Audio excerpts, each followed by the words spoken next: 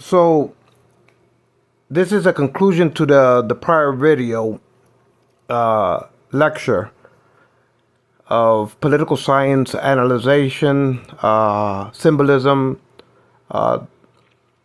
studies of American or government symbolisms, whether it be flags or government shields. I study all of this in textbooks to understand the meaning of political science as far as a diplomatic core that I'm trying to work myself within the United Nations for technologies, because I'm defending nations with mutually assured survival from mutually assured destruction. When it comes to nuclear triadic weapons, I'm the only one that can neutralize. I'm the leading expert on knowing how to neutralize nuclear stockpiles in times of peril, in times of nuclear war. So I'm dealing with viewing all nations and seeing their symbolisms, seeing the meaning behind their governance, seeing their meaning behind their constitutions, seeing the meanings behind their bureaucracies, seeing their ambitions as leaders of their own national regions, as nation leaders, or as the seat of government, their parliaments, their presidents, their prime ministers, their representatives, seeing personality types, reading their body language, seeing their nervous tics, seeing their expressions, seeing their composures, knowing how to read people from the inside out, knowing how to break down somebody's true intent within the core of diplomacy. And within that, you have to know the shadows very well. You have to study the shadows very well. See, politicians, you never judge them for their words, but always for their desires. Their desires will lead their actions, and action speaks louder than words. So, knowing what I know, I am unraveling the corruption of the fossil fuel interests within Trump's administrations and all his administrators. Everybody that aligns himself with, I'm uncovering your deeds of your actions. While y'all thought y'all were in the shadows, dancing to capitalism, I unraveled all of y'all corruption, all of y'all fossil fuel interests. So let's go back to America's petrodollars. And that sticks to just intelligence in this particular documentary, without including other lectures and philosophies and political philosophies and studying sociology, without getting too much bogged down in other topics. I just want to keep this strictly to Intel and America's oil interests. So ever since Rockefeller and BP, meaning America and British petroleums, they divvied up the Middle East for the love of oil. They pegged oil after World War II to the American currency. And since America wanted to consume from Asia, we alleviated the gold standard, meaning pegging our currency to gold, which limited our consumption because we wanted to consume like a greedy, never-ending consumption from our colonies in Asia, Japan, Taiwan, South Korea, even Vietnamese, we and India and China. You know, in order to consume, we needed an unlimited credit card, meaning we needed to unpeg the petrodollar to the gold standard because that was hampering our consumption as a consuming nation, and we consumed more than we produced. So Nixon decoupled us from the metal, which was anchoring us down from consuming, and that's what Nixon wanted to do. But Nixon realized that Japan and Taiwan and South Korea was too little of a colonies to feed America and Europe, Western Europe and Canada. So America realized that it wanted to float the petroleums after Roosevelt pegged the House of Saud and the Emirates nation or royal families of the Emirates, Dubai, Qatar, Kuwait, Saudi Arabia. They were all in the pocket of the Pentagon, and the Pentagon gave them assurance of protection, funding them with weapons if they pegged OPEC to the American dollar after Roosevelt made that deal with the House of Saud. So, and the other OPEC members, America, warmongered because the other OPEC were anti-American Western. So America warmongered them. And ever since Rockefeller or the engine, gasoline engine, BP, Royal, and Royal Dutch, BP, and Rockefeller's Standard Oil, around World War One, especially after World War One, we redrawn the borders of Iraq and Syria. We cut up the Middle East and conquered it for the love of consuming. But going back to Nixon, that gold weighed us down. We couldn't consume as much as we wanted to off the small colonies, Japan, South Korea, Taiwan. So we needed a bigger sweat market, which was China. So Nixon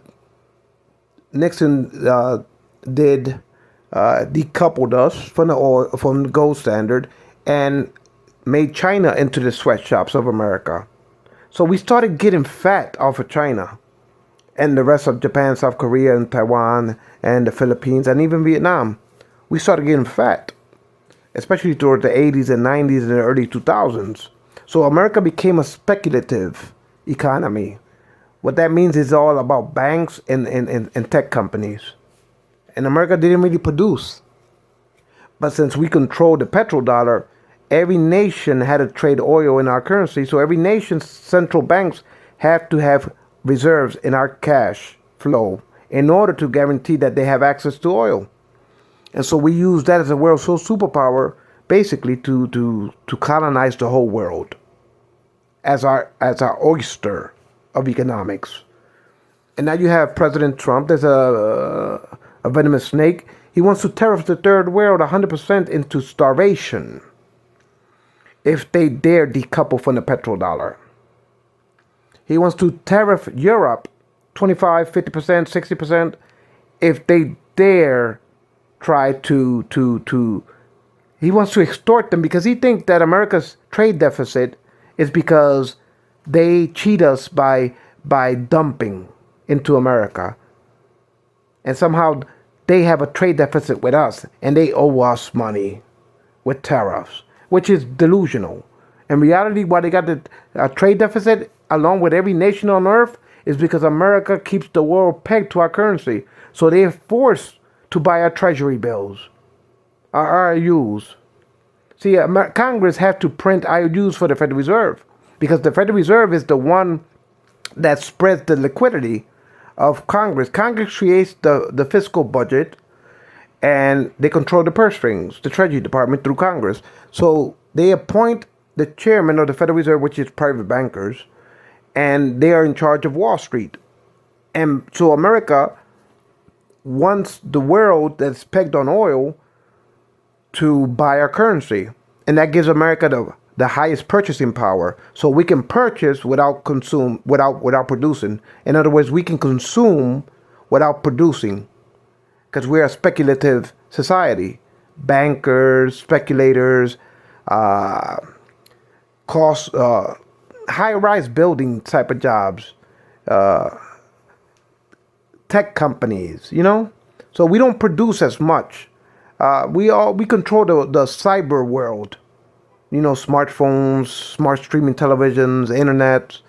But we don't produce these devices. Asia do, Mexico, the televisions, everything is made abroad.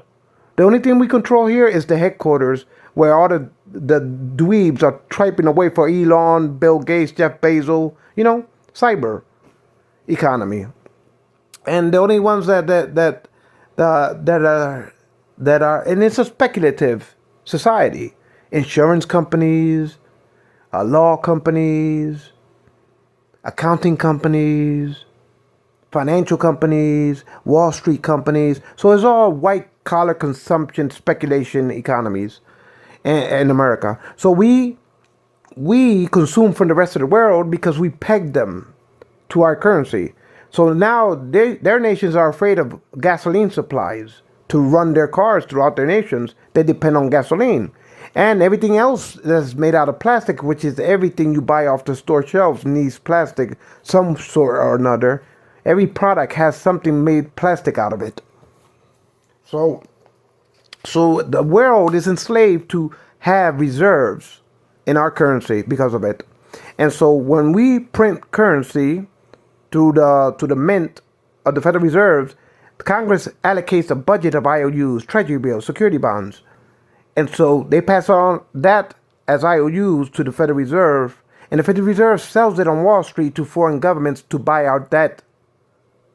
For we can keep on consuming without producing from the rest of the world. We can keep on leeching from the rest of the world, including Europe. We can continue leeching off of the rest of the world without producing, because we're more of a speculative economy, financial speculators and cyber companies. And we don't produce nothing in here. Asia produces all our goods. And so we keep them as colonies. You know, now we want to quad in China because they're getting too big economically. So we get jealous that if they can outpace us economically and they can outproduce us because we're speculators and they're producers. So they can outgrow us very quick. They can build everything that we can't. So we get jealous as speculative white-collar economy societies, and the bureaucracy get jealous of China because they're growing too big to outpace us economically, and they have all the productions to do it, all the infrastructures to take over the economic order. And so America gets jealous and wants to pull the rug from underneath them. And so we want to quad them in with the Four Eyes. And we want to get India, Japan, South Korea, Taiwan, Australia to fight China for us while we stay in the background. They can fight each other and slaughter each other while we stay in the background pretending to be generals of the army leading the war effort. But in reality, we use their regions to fight each other, for they can ruin each other. And then we swoop in when everything lays in ruins to recolonize the whole of Asia. So that's a little bit of our foreign affairs when it comes to Quad, Intel. When it comes to the Quad members, or when it comes to the Four Eyes, that's the intelligence between Japan and America and Australia and Britain. They call themselves the Four Eyes to spy on China, to help the other Quad members. And we're trying to give Vietnam, and though we invaded them and we tried to split the south of Vietnam for our colonies, we're trying to entice Vietnam to get into the Quad Union in order, because America can't fight China because we're too afraid to fight China one-on-one, that they will kick our asses if we fight them one-on-one. We will end up losing every time if we fight them one-on-one. So we plan to get all their neighbors to turn against China in the hopes that it will tear themselves apart. And then we can swoop in at the last minute and pick up the pieces and recolonize the whole of Asia with impunity as a world sole superpower. South America, we want to dollarize the whole of South America so they can get taxed without representation by Congress. Congress controls the purse strings of South America like it's a colonies of peasant browns that are living in permanent serfdom. So when they sweat and they bleed and labor for their productions, they don't get nothing out of it because they can't control Congress. They don't vote for the senators. They don't vote for the congressmen. They don't vote for the governors of the unions of the United States. They don't vote for the president. But they're serfdoms, servitude populations of South America that's basically colonized if the Federal Reserve gets its way.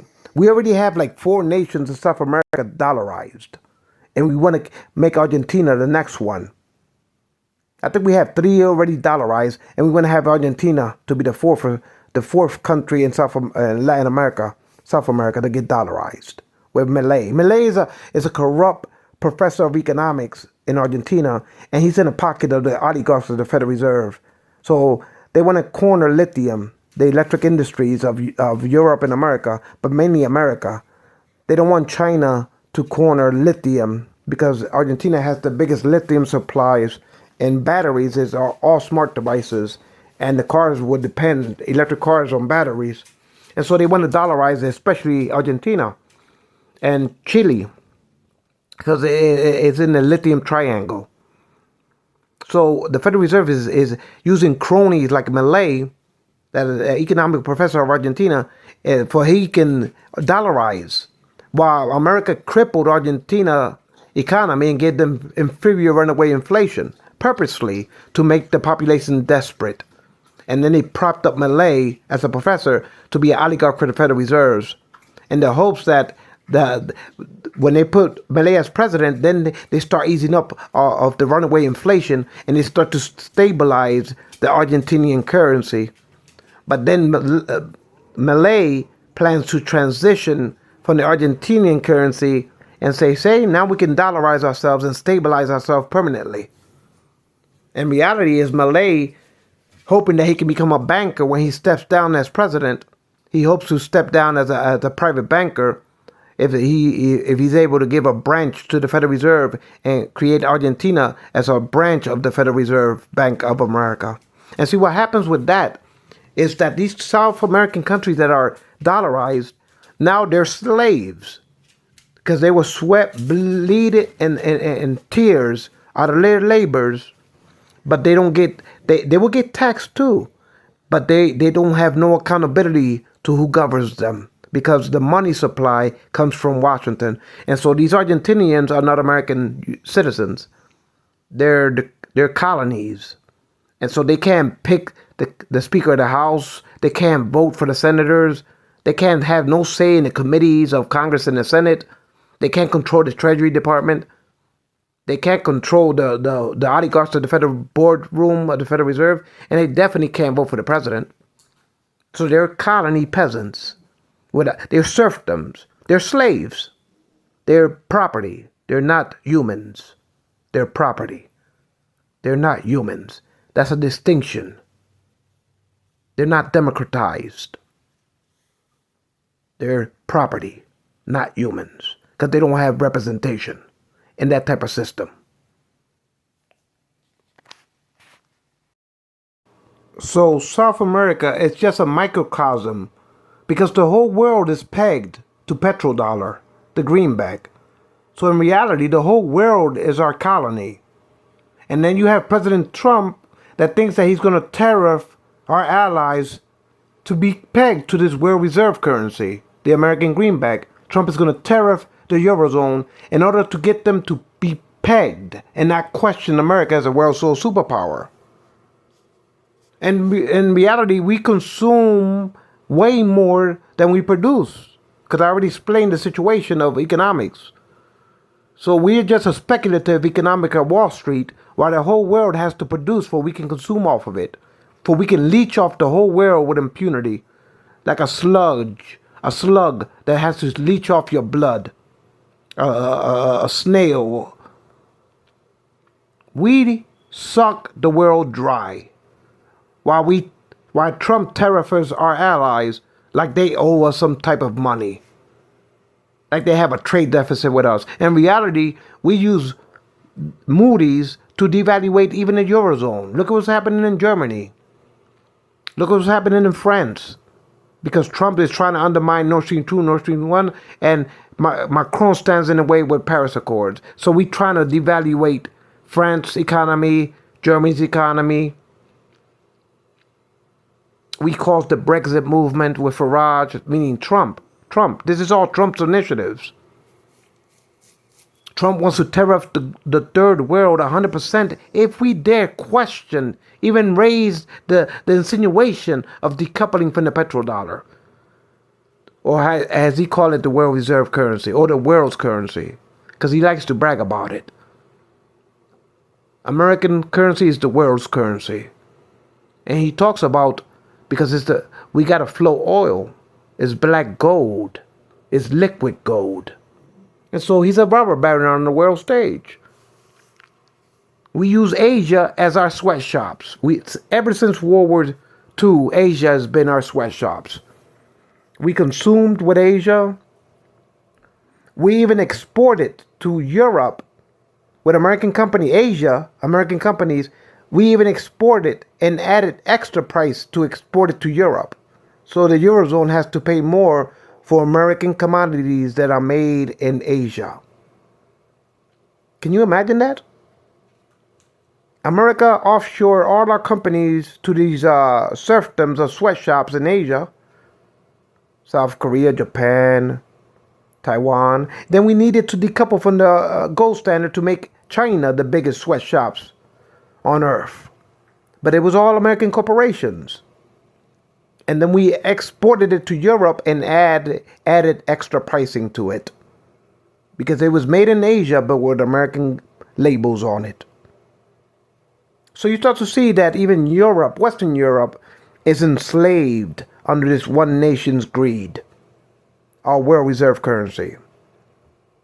The rest of Europe, including Britain and France, is submissive under this one world superpower. And Trump is a pure example of where America went wrong. Trump is a pure example as chief of commander of where America has gone wrong. Trump is not only enslaving and threatening the global south, but he's terrorizing our Western alliance for the love of greed. Somehow they owe us. Pay up, you owe us. In reality, we peg the world on petroleums to have unfair purchasing power and purposely for we just can consume and be lazy.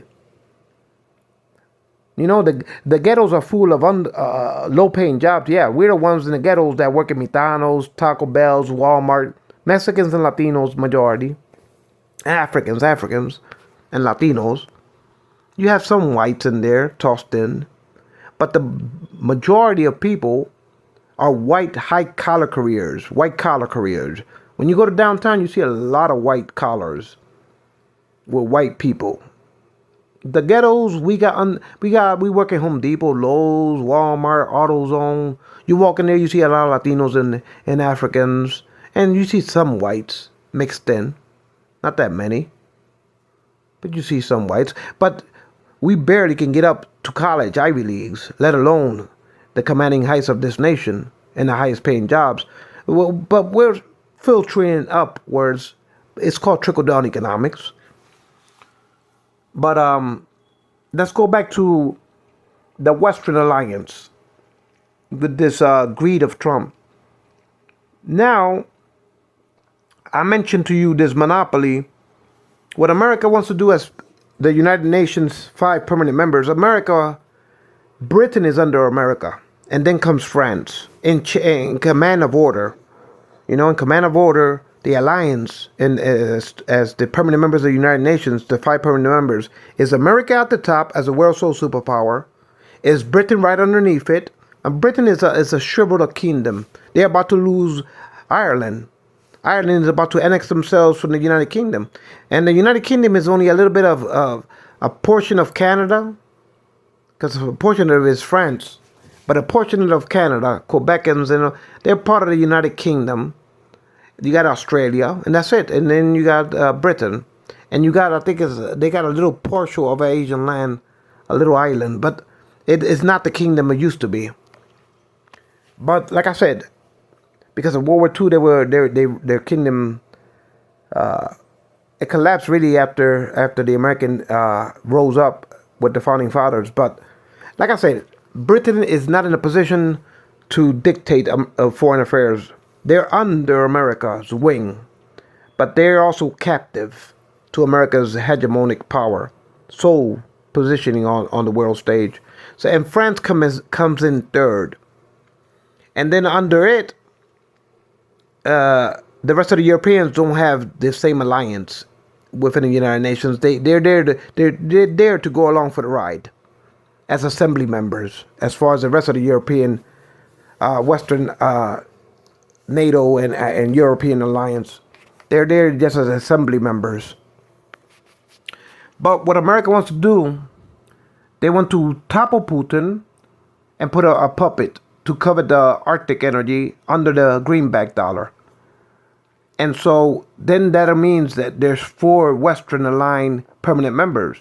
That means that there's only one member that has one vote against four members, and that'll be China. So they want to use India, Japan, South Korea, Taiwan, and Australia to fight each other in that region, to destroy themselves. And America is going to act like we in charge of the battle, but we're really going to stay back from all the conflicts.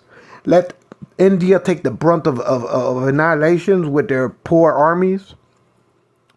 Let Japan have some type of elite jet fighters with Taiwan, American supplied weapons. Let Australia move in there with British weapons. And they want to ransack the whole of China. And now what happens if China falls? Now America, there's 5 permanent members, but who controls all the veto power now? Who controls it? With impunity, America does, as a world sole superpower. Because now America has puppet in the Kremlin and puppet in China as a Chinese president. So America now has more impunity to make up the rules as they feel fit as they go along, as far as the world-based, norm-based rules of law, international law. So now America has impunity more than ever, because now the two veto powers that was Russia and China that were against the Western American hegemonic power, now if they get toppled, now America has a monopoly on the 5 permanent members. So now we'll be even worse on a world stage with impunity on the rest of the world, including Western Europe. America will have, as 5 permanent members, America will control a monopoly with impunity, like a sledgehammer to everything, because America will have total impunity to control the world order. Britain and France will not be in a position to contradict America. They have to keep on going along for the ride as submissive members, as permanent members, because there's only 5. So if America can topple Putin and put a puppet in the Kremlin, that's 4 against 1. Then they quad China in and pivot on China and topple China. Now America has all monopolistic powers over the 5 permanent members. And guess who's enslaved? Yeah, Britain and France are still submissive in that type of scenario, but now America rules with impunity to make any rules as we feel fit. So guess who's enslaved? Every nation on earth. 99% of all nations on earth will be enslaved, even worse than ever, if America gets to live out their full ambitions and control the 5 permanent members with impunity. So now America will be more impugned to do whatever and however they feel like doing it. And they don't want 99% of the world to call the shots for themselves, because America wants to control that with impunity. When they toppled the Kremlin and covered the Russian Arctic, then that means that out of the 5, there's 4 now that America controls. And then they pivoted to China, and now China is toppled. Now America controls total loyalty of that 5 permanent members. Total loyalty to Washington pagans, or may I say the Washington politicians. You start to see that the whole world is enslaved. When you start to see this world order, you realize it's a total monopoly. That's why I look at that dollar, and just the thought comes to my mind. America is an imperial, monopolistic neocon power. It's kind of like a Ponzi scheme, a pyramid scheme, and they over the world. They rule the world with impunity. And so too much power is absolute corruption. Too much power, too much concentration of power in one source leads to absolute corruption and tyranny on the global stage. Absolute power is absolute corruption. When you don't have to be accountable to nobody and you rule over the world with impunity, how do you think those senators feel in Washington emulating a bygone era? You know, the word senator derives from the Roman empires, the Senate of the Roman Empire. That's where we got the idea to call ourselves senators in Washington. And that's why we built the building in Greek Roman architecture. And we put Washington up there in the rotunda, riding in chariots, touching the heavens. They call that manifest destiny. Because in America, there's a warped sense of Christianity. They warped it in America to think that they're going to manifest destiny over the world. And they think that they're entitled to rule with impunity the rest of the world. And that the rest of the world is savages, inferior to the Anglo blood of manifest destiny that is founded in the Buccaneers, founding fathers, Anglo, Washington, Pagan, Washington, Jefferson, Benjamin, Jackson. And so this Anglo movement in America that revolves around the founding fathers is absolute corruption on the world stage. It's unfolding like the world's nightmare, if you ask me for my opinion. This American experiment is unfolding like the world's nightmare. When you have that much concentration in one nation, absolute power is absolute corruption. And that's what I'm unraveling with the fossil fuel and the petrodollar, and how Trump is hiding behind special interests. And he's willing to tariff the world, extort our allies for the love of this greed, for the love of being a robber baron, a tycoon, an oligarch for Exxon. Because they're true puppet masters of Trump. The board members of Exxon is the ones that control the strings of Trump. The puppet masters are Exxon board members. And so I'm showing people how politics, how corrupt politics is. Not only in American national politics, but globally. For one nation to enslave the rest of the nations on earth is inhumane. It's inhumane. You know what the Bill of Rights says in America? That all human beings are created equal with unalienable rights. So how come the whole world is enslaved only to Washington politicians? That's not right. That is not right. And that shows you how hypocrite the Constitution is. When we enslave the rest of the world with impunity, with pure impunity, how can you call that freedom and liberty? When we use the Bill of Rights to hide behind hypocrisies of hypocritical oaths under a constitutional constitution that only serve the interests of special interest politicians that are in the pockets of American big businesses, and when absolute greed leads to absolute corruption, how can you think that the rest of the world is better off and free as human beings on this planet? When you enslave 99% of all nations and there's only one nation with impunity on the world stage, absolute power leads to absolute tyranny. And so yes, I use the analogy of Rome and the symbolisms of paganisms of Washington monuments to explain the corruption of greed in this nation, which is not fair for the rest of the world and every country throughout the world. When one nation, what they think that one nation under God can rule over the world for the love of greed, when all roots of sin of the love of money leads back to treasury of Congress. When they have their purse strings globally with impunity to peg the whole world to Congress, which creates the money supply, to the Treasury Department, and then fiats it to the stock markets to consume for the whole world.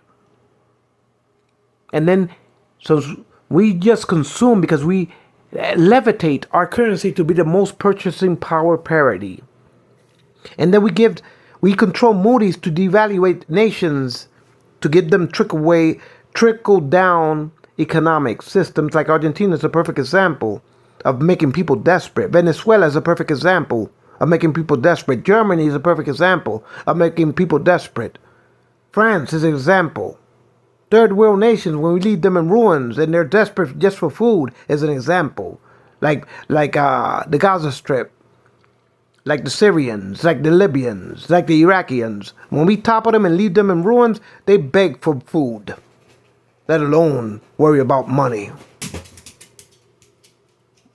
When we topple African continents, countries within the continent of Africa, they are desperate for food.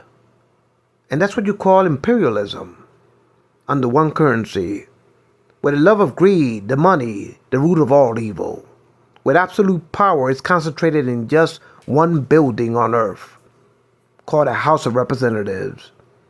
That one side of the building is Congress, while the other side is catered after Rome, Senate. And this twisted Christianic faith of America thinks that we're destined, we're manifest destiny to rule over the world into the second coming. That's what they teach in white Christian churches, and they brainwash minority Christian churches who think the same thing. They warped the Bible, the politicians did, with Sunday morning televangelists preaching this rhetoric that God has destined America to rule over the world into the second coming, meaning for eternity, and to God chariots open up the skies with wings and angels, and the dead rises like like Night of the Living Dead, if you ask me. The zombie apocalypse, because I'm an atheist, so I don't believe in none of this mythology of faith. But the politicians brainwash Christianity people that don't know no better to believe that, yes, America's divine democratic system, that the whole world, we deliver the freedoms and liberties to the rest of the world because it says it in our Bibles. That's what conjured up manifest destiny, with Washingtons and chariots in the heavens, anointed, touching the fingers of God, if you will. And so the before cable television in America, it was only public television. And on Sunday morning, all you can see is white evangelicals preaching to the rest of the country how America's divine Christianic faith is chosen by God to be the all-seeing eye of liberty, to be the all-seeing eye of deliverance, to be God's chosen nation on earth, to rule over the world with manifest destiny into the second coming. That's what these politicians using the FCC with white televangelists that brainwash minorities, Christians, and African church to preach the same propaganda of warped Christianic faith, American Angloed Christianic faith. And so you start to see that if Jesus Christ, I'm going to use this as an analogy, a mythology and an analogy, because I'm an atheist, but I'm going to use this as an analogy. If Jesus Christ was alive, he would have been entered the Congress building or the Treasury committees and whip y'all all out, including the Senate. Because y'all enslaved the whole world to the love of your political careers. And y'all hide behind fake bills of a Bill of Rights when in reality the whole world is enslaved and has no rights under your world hegemonic power.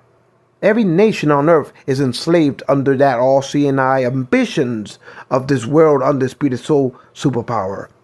And y'all want to take Russia out. You want to take China out, so y'all can have a total grip on the world stage. And it's crazy. It's diabolical if you ask me. I'm an atheist, so don't get me using analogies. But I can tell you where to stick your pagan political beliefs of Washington. At least that monument is not Christian. That Washington monument is definitely not Christian. That's a pagan statue. That's a pagan statue. That's not a Christian statue. So when y'all politicians revolve around this Washington Constitution, this Washington, D.C., this Washington political view of paganism, and y'all adore him for it in a pagan statue.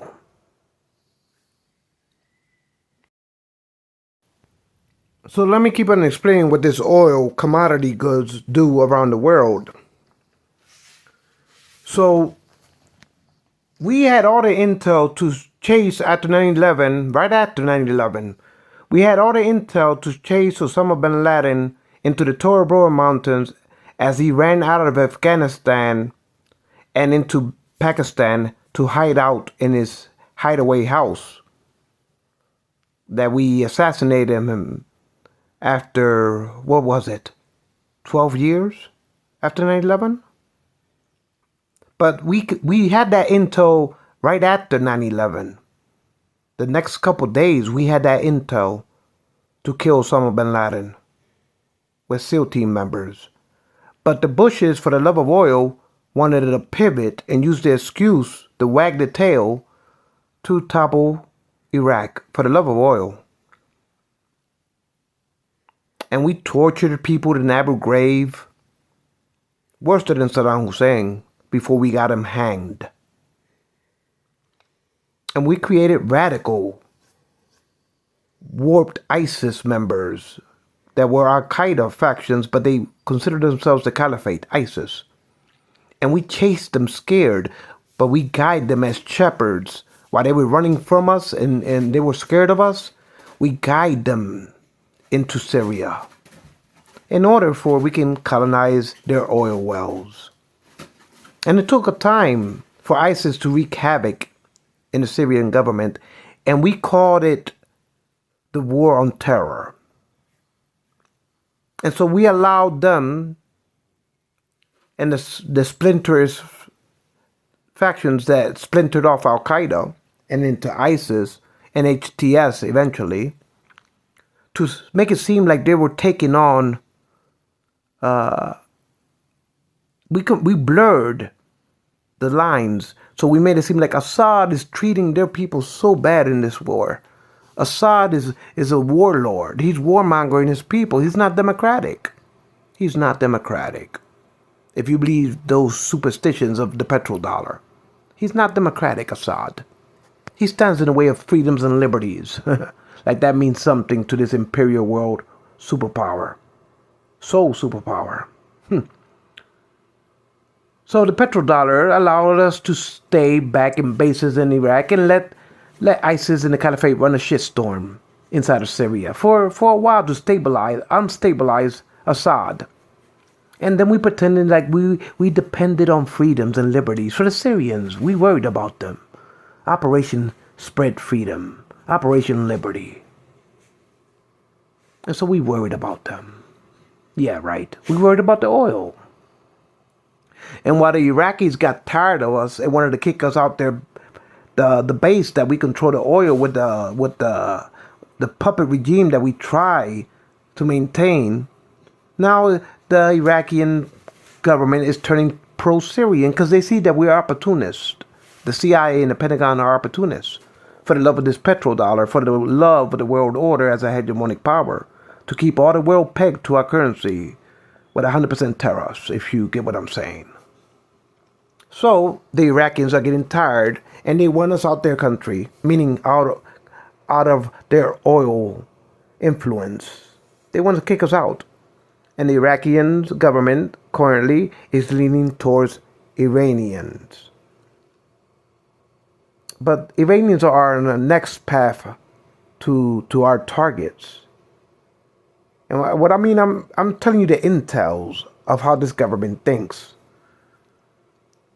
So we let the Caliphate, and between Turkey, which is a European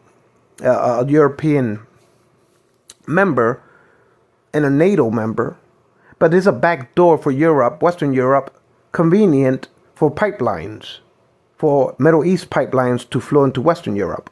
So Turkey is important for American petrodollars. But now, since Assad is leaning a little bit too much towards Russia, towards Putin, now the CIA and the Pentagon wants to force the ISIS, and we want to overthrow HTS real quick and chase them like ragtags towards the northern of Syria, in the hopes that we can repeat the same thing and then start to us, the Turkey Erdogan, as the leader of Turkey, we want to if he leans too much pro Russia, we want to bring him into line and topple him and chase the caliphates and the ISIS and the HTS into Turkey in the hopes that the Western news of Europe and America will say, oh, well, Turkey was, Erdogan was a dictator. He was. And look at what's happening. Look at the mockery. What happened? Look at his nation is falling apart. Look at how many people are dying. You know?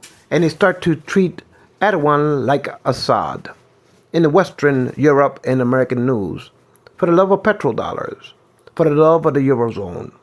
Because that Turkish territory is the pipelines of all Arab nations piping into Western Europe. That's why America considers Turkey the back door into the Middle East. So, not to mention Libya. When we told Obama told President Mubarak of Egypt to step down. And then the Brotherhood took over. See, the Brotherhood was like an extremist faction. Al-Zawahiri, the second man in control, the founder of Al-Qaeda was Al-Zawahiri. He was the mastermind. And Bin Laden was like a lieutenant that became charismatic leader of the movement. But Al-Zawahiri, before he became Al-Qaeda, he was part of the Brotherhood in Egypt. And he was arrested by Mubarak. Al-Zawahiri was imprisoned with the Muslim Brotherhood. So Obama, to unstabilize the Egyptian government, Obama forced Mubarak to step down as a dictator with the Green Revolution. And what happened was the Muslim Brotherhood came to rise and took command of Egypt. But we didn't intend for the Muslim Brotherhood to stay in control. We just wanted to spread the caliphate into Libya. And so, you got to understand, Egypt is part of this OPEC. It's part of this movement of American path through OPEC. So, we stabilized the Egyptians. We caused Mubarak to step down, and knowing that the Muslim Brotherhood was going to come to rise. So Obama forced Mubarak to step down, knowing that the Muslim Brotherhood was going to disorder the situation, enough to spread it into Libya. And so that's what happened. The Muslim Brotherhood came to rise, and then we allowed him to come to rise because we knew the Muslim Brotherhood was going to come to rise. Now, the Muslim Brotherhood has nothing to do with Al-Qaeda. But Al-Zawahiri was a member of the Muslim Brotherhood, and he was in prison under Mubarak. And he splintered off, he got off of the Muslim Brotherhood and created Al-Qaeda as the founder of Al-Qaeda. So we know all the history between Al-Qaeda and Al-Zawahiri and the Muslim Brotherhood. It's a perfect excuse to spread the caliphate into Libya and chase ragtag Al-Qaeda and ISIS members from the toppling, disordering of the Egyptian government. We can chase them or shepherd them as they run scared from us into Libya. And that's why Gaddafi was like, oh my, help me, Western. I'm trying to fight Al-Qaeda. But America knew we chased them in there purposely to topple Gaddafi and disorder Libya. And so right after Al-Qaeda spread into Libya, we ordered France. President Sarkozy was the president of France at the time, and Obama ordered France, as a part of member of NATO, Obama ordered France to bombard Gaddafi. And then we really know that they were torn apart. So now they had a civil war that lasted for it's still going on, to tell you the truth. The civil war in Libya, and they're trying to create an American coalition government, but they're having a hard time with these radical factions. So Libya is still up in limbo for us, meaning America and the CIA and the Pentagon. And I'm just leaking out all the details of initiatives. And so Assad got overthrown because the Western news, for 12 years, oh my God, Assad is a dictator. Look at the civil war. It's so unfair for the rest of the Syrians under one dictatorial rule with his father. Why we don't say the same thing about King Charles? Why we don't say the same thing about the Emirate royal families, Qatar, Dubai? We don't say nothing about them being dictators for life. We don't say nothing about them and their crowns, right? Because they feed into the Middle East Emirates feed into the petrodollar. And we don't attack Britain because there's an Anglo relationship between Britain and America from our founding fathers. So we don't criticize his crown. We don't criticize the crown of Spain. There's certain dictators we lay down with, if you get what I'm saying. And we consider them our close allies. But when we need oil and you're an OPEC member that's against the Western American-led order, we consider you fair game. But I'm leaking y'all the Western playbook out because I'm tired of it. So Gaddafi, let's go back to Assad. Assad, we chased the caliphate in there to destabilize him, and eventually he fled to Russia. Now, if Turkey leans too much towards Putin, now we'll destabilize them, the Turkish government, to overthrow Erdogan. If he leans too much towards the East. Because we considered Western Europe, the Eurozone, we float the Eurozone, the greenback, the petrodollar, the world reserve currency, we float it because they're enslaved too. Under this world sole superpower. Europe is enslaved to America's world's currency, into America's world sole superpower position. Western Europe is also enslaved under this world order. But Turkey is the back door into the Middle East pipelines. So it's a back door into the oil of petrodollars, American, floating into Western Europe. Not to mention we want to cover the Russian Arctic energy with our petrodollars. And we want to keep the whole world tariffs to be pegged to our dollar. Or else we would tariff the world 100%. So you see the tragedy of one nation love for money. The root of all evil is the love of money. Especially when it's corrupt politicians, robber barons on the world stage. And then they revolve around this pagan monument that is not Christian. That pagan monument doesn't symbolize Christianity. It symbolizes paganism. Meaning that you feel like that you're God on earth. You're a pagan God on earth. That's the warped sense of politics in America. That they think that Christianic faith is destined, that Washington is the deliverer of the world. And so it's a diabolical occult of politics in this nation of America. It has nothing to do with religion. It has to do with special interests and corrupt officials using rhetoric, symbolisms to try to hide the fake facade of freedom and liberties, but in reality it's special interests.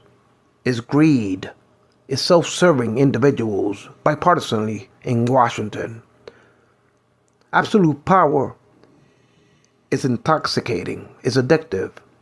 And absolute power leads to absolute corruption. And absolute corruption leads to tyranny. That one nation can enslave the rest of 99% of all nations on earth. When one nation thinks that they're entitled to rule with impunity. So I'm leading the march in the United Nations. I'm like the civil rights activist for all nations. Except this one nation that doesn't want to hear me and my march towards them for freedoms and liberties. They don't want to hear it. They don't want to let go of their thrones, let alone sit aside to be one equal with the rest of nations on earth. Because when all nations sit as permanent members, then that means that every nation is equal. And every nation can have their good conscience. Based on their sovereign constitutions of their countries, they can vote their fair mind. So when the rules of the world is made, every nation can vote their mind. They can vote what they want for their regions, what they want for their countries, what they want for their constitutions, as far as voting equally. That's freedom. That's true freedoms. That's living up to what that Bill of Rights is supposed to stand for. That all humans are created equal with unalienable rights. And so one nation can't control the whole world.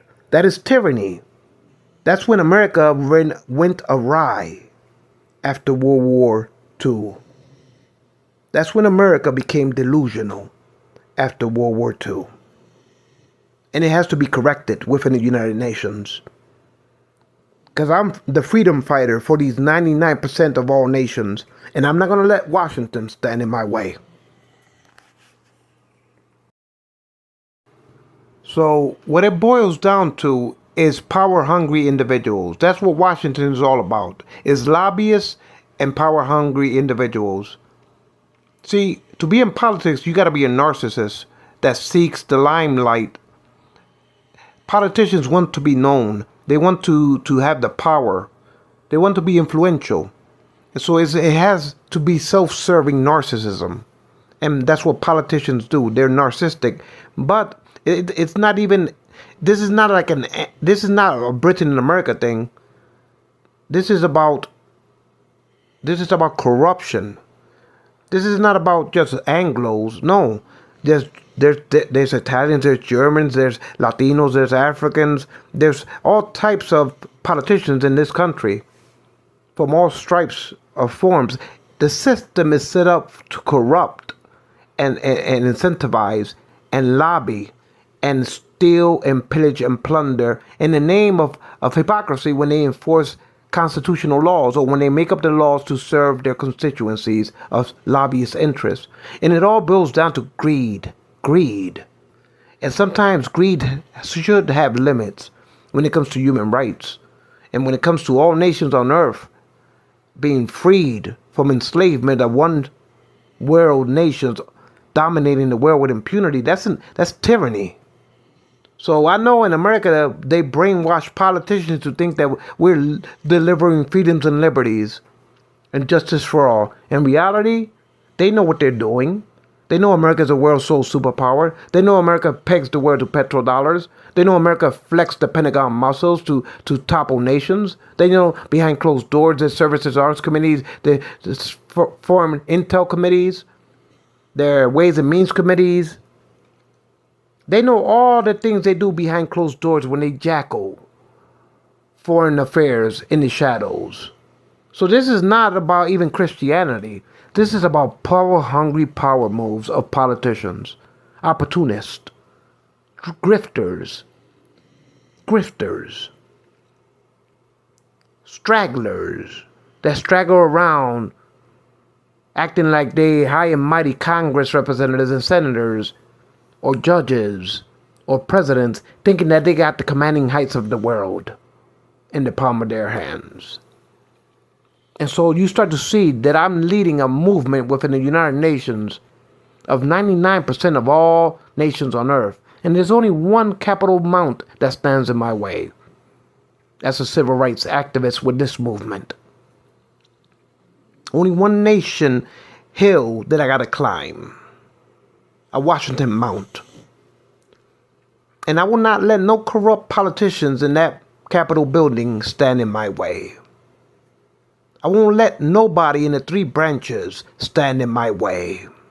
Because my path is righteousness. Their path is tyranny. My path is righteousness. History would adhere to righteousness, not tyranny. That's why I believe in a multipolar world that all nations equally make up the rules, the world-based rules. They all have equal votes. They all have permanent seats. And they can all afford to make up the rules, the world-based rules, when they vote unanimously and vote their consciousness of their sovereign nations in the forum of the global order. So yes, I'm on a mission. I'm on a march And behind me, there's 99% of all nations on earth. And we're knocking at the door of the United Nations, screaming, let us in, let us in. And there's no way the United States of America, as leading this hegemonic world soul superpower as permanent members, there's no way they can deny the doors from opening. There's no way they can deny all nations on earth sitting as permanent members. That all nations have the freedom to have equal votes as sovereign nations. There's no way this corrupt mount of Washington, D.C. can stand in my way. Because I march with righteousness. And the humans of all nations, humanity, march with righteousness. We break the shackles of oppression of one nation on earth, where the corrupt politicians swear that they have immunity to pillage and plunder with impunity. As self-serving corrupt politicians, we march up that hill. From the United Nations, we will knock at that door. And there's no way that mount can stand in the United Nations way.